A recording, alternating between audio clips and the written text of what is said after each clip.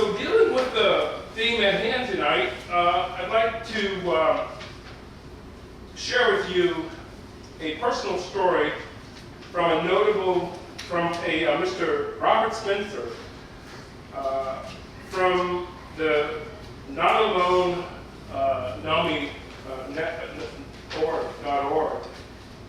And the title of it is Don't Call Me Crazy.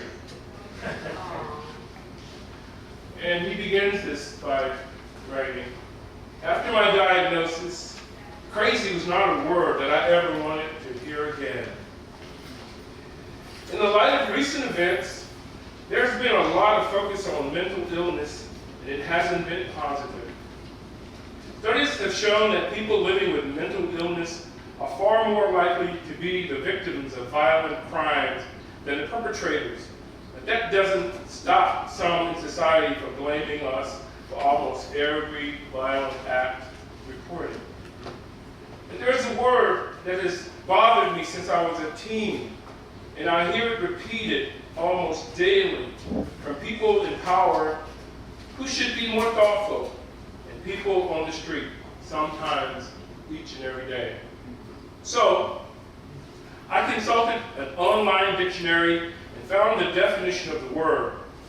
What follows is the definition of a few thoughts regarding how we use this word in society. Crazy, as an adjective. I love that. Adjectives. Mentally deranged, especially as manifested in a wild and aggressive way. Stella went crazy. That's an example. A synonym, mad, insane, mad as a March hare, deranged, lunatic, etc. An informal use of it would be mental, nutty, bonkers, loopy, bats, raving mad, crackers, etc. And the antonym of that would be sane, of course. Number 2, extremely enthusiastic. I'm crazy about Daphne. Synonym, passionate about, very keen on, enamored or smitten with, devoted to, etc. An antonym here is indifferent or apathetic. What a word, and with two almost entirely different perspectives, perhaps meanings. In my 50 years on the planet, I've heard that word used more times than I can count. And the word didn't bother me until I graduated from high school.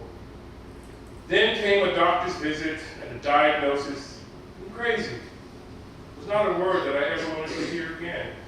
But I do hear it from family, friends, and strangers. A mixture of the first two definitions of crazy. Sometimes it is rather harmless definition. Often it is not. The word has unfortunately become commonplace, similar in some ways to the word like, which invaded our lexicon in the 1980s. But the word crazy is different. I've had to listen to armchair psychologists, and y'all ever been here? Define that what crazy behavior is, and in the same breath say, what a crazy party they went to the night before. Words are like that, you know. But in society, some often use the dictionary's first definition to categorize and stigmatize a group of people who do not deserve such harsh treatment. Then a word is more than a word. Mental illness is an illness, even though some choose not to accept it. Crazy has been a word to portray those who suffer with mental illness as dangerous, weak, unpredictable, unproductive, and incapable of rational behavior or relationships. It is a word used without any serious thought or consideration. But in a strange way, we see the first two meanings used to hurt some and benefit others.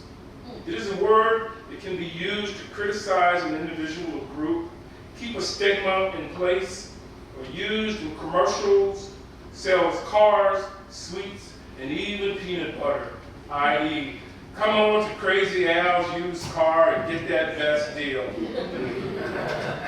What a word indeed. So, what is the solution? Many dictionaries are constantly being revised and to accommodate the new slang. If the first definition of the word crazy must have a place in the dictionary, let us make it the last definition. Definition number three. Of an angle, appearing absurdly out of place or in an unlikely position. The monument leaned at a crazy angle. Or perhaps it's time to retire the first definition altogether and begin to strive to be a more enlightened society. It's been a verbal weapon long enough. Folks can be crazy in love, crazy about old movies, and crazy about cheese. And let that monument lean at its crazy angle, but leave it at that.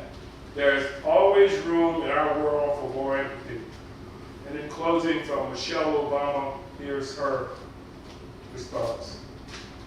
At the root of this dilemma is the way we view mental health in this country. Whether an illness affects your heart, your leg, or your brain, it is still an illness, and there should be no distinction. Ms. Michelle. Here, here.